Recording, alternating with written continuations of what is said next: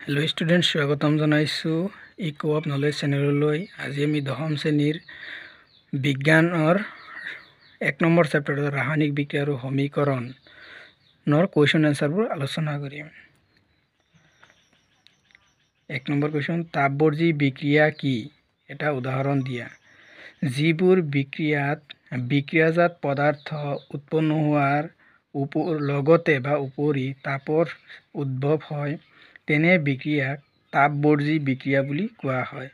যেনে কাৰ্বনৰ লগত অক্সিজেন যোগ কৰিলে কাৰ্বন ডাই অক্সাইড উৎপন্ন হয়।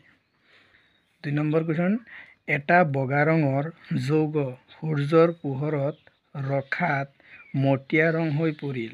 বগা ৰঙৰ যৌগটোৰ নাম কি? বগা ৰঙৰ যৌগটোৰ নাম হ'ব চিলভাৰ ক্লৰাইড AgCl। অপহৰণ বিক্ৰিয়া বা প্ৰতিস্থাপন বিক্ৰিয়া কি? এটা উদাহৰণ দিয়া।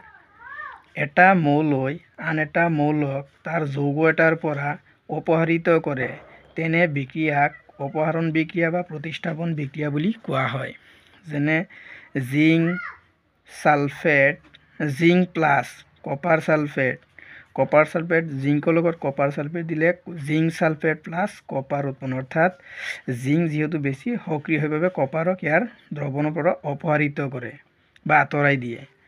আকৌ আইৰণ প্লাছ কপাৰ সালফেট, অৰ্থাৎ কপাৰ সালফেট লু দিলে ফেৰাছ সালফেট বা আইৰণ সালফেট উৎপন্ন হোৱাৰ কপাৰক অপহৰিত কৰে। 4 নম্বৰ কুৱেশ্যন, দ্বি অপহৰণ বিক্ৰিয়া কি? এটা উদাহৰণ দিয়া।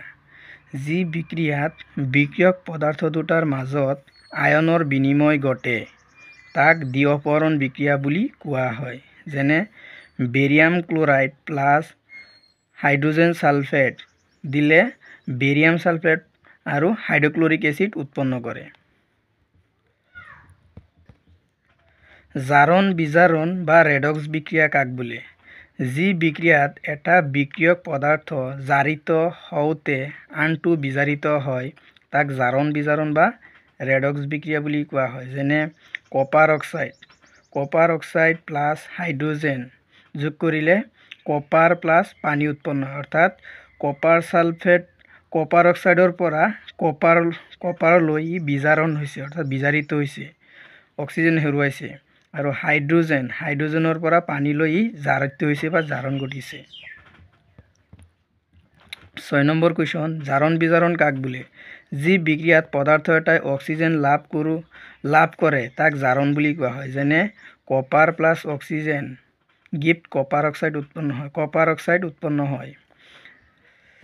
যি বিক্ৰিয়াত পদাৰ্থ এটাই অক্সিজেন হেৰুৱাই হাইড্ৰজেন লাভ কৰে তাক বিজাৰণ বুলি কোৱা হয়। যেনে copper oxide plus hydrogen gives copper plus পানী উৎপন্ন হৈছে, অৰ্থাৎ কপাৰ অক্সাইডৰ পৰা ইয়াত কপাৰলৈ বিজাৰণ ঘটিছে আৰু ইয়াত হাইড্ৰজেনৰ পৰা ইয়াত জাৰণ ঘটিছে।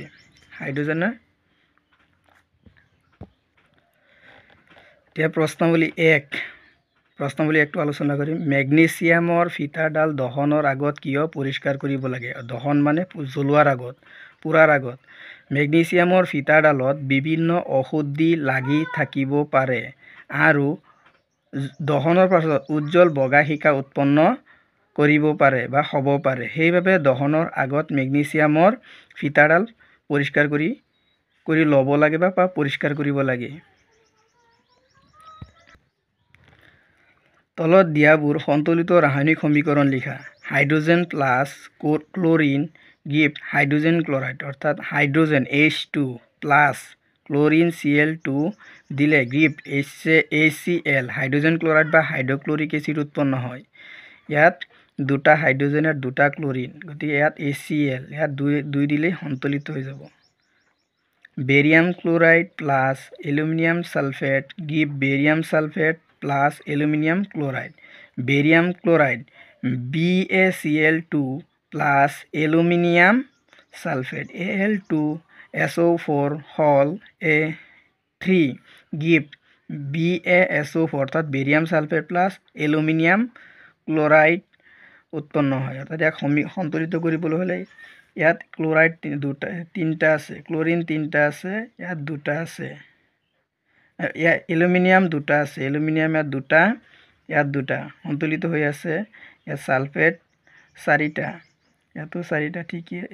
ইয়াতো চাৰিটা দিবলৈ হ'লে 3 4 গুণ 12, ইয়াত 3 4 গুণ 12, গতিকে 3 4 গুণ 12, ইয়াতো 12, ইয়াতো 12, ইয়াত বেৰিয়াম 3টা হৈ গ'ল, ইয়াত 3 দিলে বেৰিয়াম 3টা হৈ যাব। সোডিয়াম প্লাস পানি give sodium hydroxide plus hydrogen gas.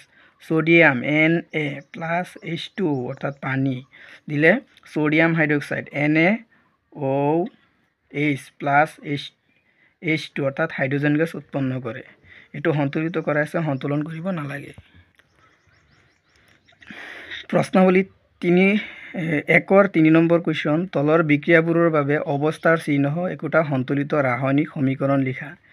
Barium chloride আৰু সোডিয়াম সালফেটৰ জলীয় দ্ৰৱৰ মাজত বিক্ৰিয়া ঘটি অদ্ৰাব্য বেৰিয়াম সালফেট আৰু সোডিয়াম ক্লৰাইডৰ দ্ৰৱ প্ৰস্তুত হয় অৰ্থাৎ barium chloride BaCl2 plus sodium sulphate Na2SO4 gift BaSO4 অৰ্থাৎ barium sulphate plus NaCl sodium chloride. এতেকে ইয়াত এই দুটা সন্তুলন কৰাই আছে, ঠিক আছে। NaCl ৰ আগত 2 এটা দিলে ইটো সন্তুলন হৈ যাব। ইয়াত ক্লোৰিন দুটা N2 ইয়াত আছে, ইয়াত 2 দিলে সন্তুলন হৈ যাব। 3.2 সোডিয়াম হাইড্রক্সাইড দ্রব হাইড্রোক্লোরিক এসিডৰ দ্ৰৱ পানীৰ সৈতে বিক্ৰিয়া কৰি সোডিয়াম ক্লোৰাইডৰ দ্ৰৱ আৰু পানী উৎপন্ন কৰে। Sodium hydroxide plus hydrochloric acid যোগ কৰিলে সোডিয়াম ক্লোৰাইড আৰু পানী উৎপন্ন কৰে, অৰ্থাৎ সোডিয়াম হাইড্ৰক্সাইডে এসিডৰ লগত বিক্ৰিয়া কৰিলে সোডিয়াম ক্লোৰাইড লৱণ আৰু পানী উৎপন্ন কৰে। এতিয়া প্ৰশ্নাৱলী 2ৰ 1 নম্বৰ কুৱেশ্যন, এটা পদাৰ্থ Xৰ দ্ৰৱক বগা ৰং সানিবলৈ ব্যৱহাৰ কৰা হয়। পদাৰ্থ Xৰ নাম আৰু সংকেত লিখা। এটা পদাৰ্থ Xৰ দ্ৰৱক বগা ৰং সানিবলৈ ব্যৱহাৰ কৰা হয়, অৰ্থাৎ গড়ৰ বেৰত বা ৱালত ব্যৱহাৰ কৰা হয় চূণ, এক চূণ বুলি ক'ব পাৰোঁ। পদাৰ্থ Xৰ নাম হ'ব পুৰা চূণ আৰু ইয়াৰ সংকেত হ'ব CaO অৰ্থাৎ কেলছিয়াম অক্সাইড। আৰু পানীৰ সৈতে পদাৰ্থ X কৰা বিক্ৰিয়াটো লিখা। পানীৰ সৈতে পদাৰ্থ X মানে কি? কেলছিয়াম অক্সাইডে পানীৰ লগত বিক্ৰিয়া কৰি কেলছিয়াম হাইড্ৰক্সাইড উৎপন্ন কৰে, অৰ্থাৎ কেলছিয়াম অক্সাইড প্লাস H2O পানী গিফট CaOH2 অৰ্থাৎ কেলছিয়াম হাইড্ৰক্সাইড উৎপন্ন কৰে। গতিকে আজি আছিল এই ভিডিঅ'ৰ মূল বিষয়বস্তু। পৰৱৰ্তী ভিডিঅ'ত আমি অন্য প্ৰশ্নাৱলী 3ৰ পৰা সকলোবিলাক প্ৰশ্নৰ উত্তৰ দিবলৈ যত্ন কৰিম। আৰু ভিডিঅ'টো যদি ভাল লাগে বন্ধু বান্ধৱীসকলৰ লগত শ্বেয়াৰ কৰি বা কমেণ্ট